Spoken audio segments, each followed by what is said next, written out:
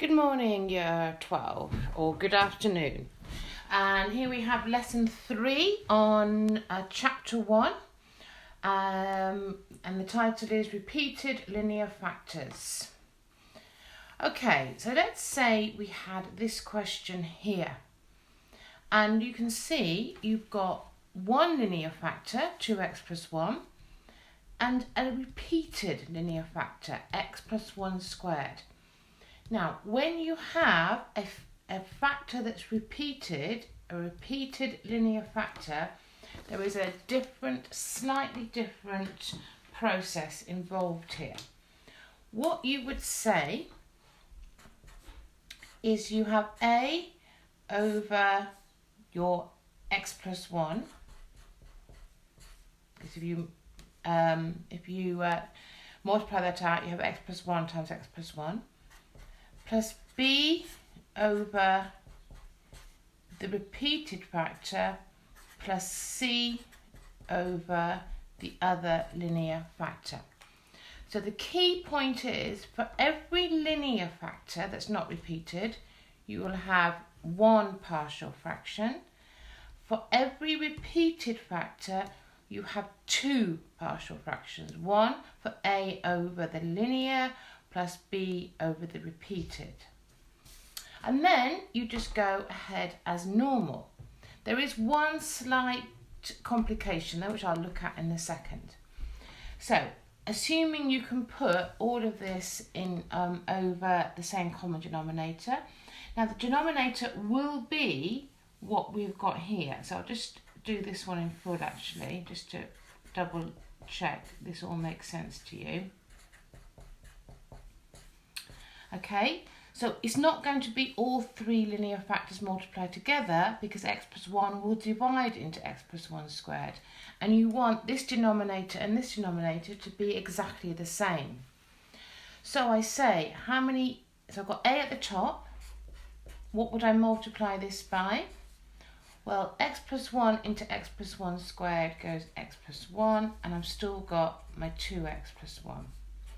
Plus b, x plus 1 squared into the denominator will be 2x plus 1, plus c, 2x plus 1 into my denominator will be x plus 1 squared. So what I am now solving is this. I've got my numerator on the left hand side is equal to my numerator on the right hand side. Now you could go straight to this line from here to here.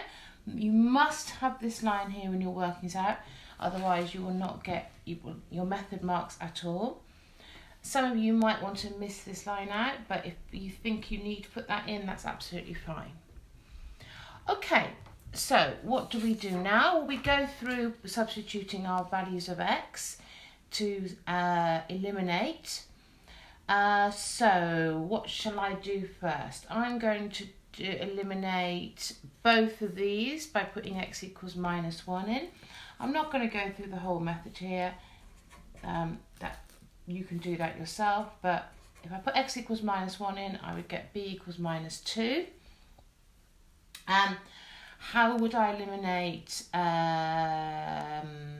to get, well, if I put negative a half into these two, yeah, because 2x plus, so to work out that out, if I want to make both of these brackets 0, x will equal minus a half. So I put in x equals minus a half. I will work out what's left, which is c, and I would get c equals 3. Now, the complication is here, how on earth am I going to get a? Because I've already, if I put either of those values in to eliminate those two, I'm going to also eliminate these brackets. So for this one, the method is, because there's no value of x, well, I'm just going to put value of x equals 0 in. Because that's a really easy, I can put any value of x now because I know b and c.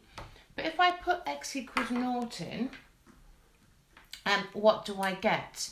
Well, this side will be 5, This side will be A times 1 times 1 plus B times 1 plus C times 1, because x is 0. I have my B and my C, so this just becomes 5 equals A plus B plus C.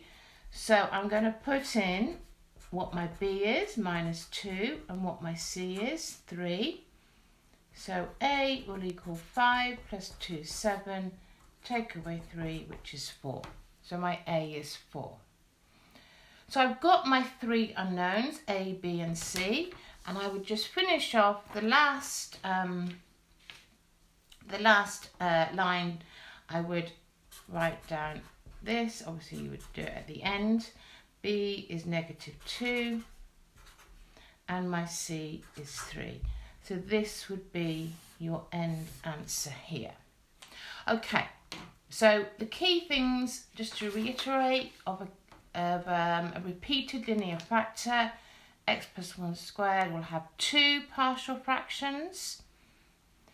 And to find one of your values, you're going to have to put x equals 0 in once you've found the other 2 unknowns. Right, so you're going to have a go at one of these questions now. I'd like you to have a go at this one, please. So I've started it off for you. And just pause the video now, and then I'll go through the answers. Okay, so what you should get if you work all this out, A, B and C, you should get A to be 4, B to be 3 and C to be 1. Okay, so your answer would be this.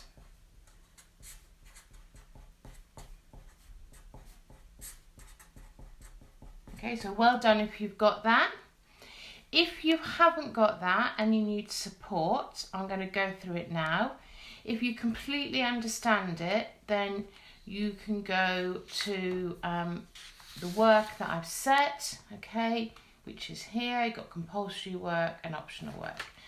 So for those of you who need help with this, I'm going to go through it now. The rest of you can just continue. Okay, so I'm going to go through the whole thing from scratch.